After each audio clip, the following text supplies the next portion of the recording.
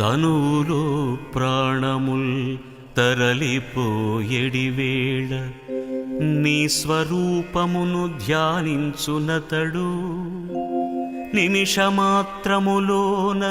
నిన్ను చేరునుగాని యముని చేతికి జిక్కి శ్రమలబడడు పరమ సంతోషాన భజన చేసెడి వారి పుణ్యమే మనస్సు భోగి శయనా మోక్షముని దాసముఖ్యుల కగుగాని నరకమెక్కడిదయ్య నళిన నేత్ర కమలనాభన్ని మహిమగానలేని తుచ్చులకు ముక్తి దొరకుట దుర్లభంభు భూషణ వికాస శ్రీధర్మపుర నివాస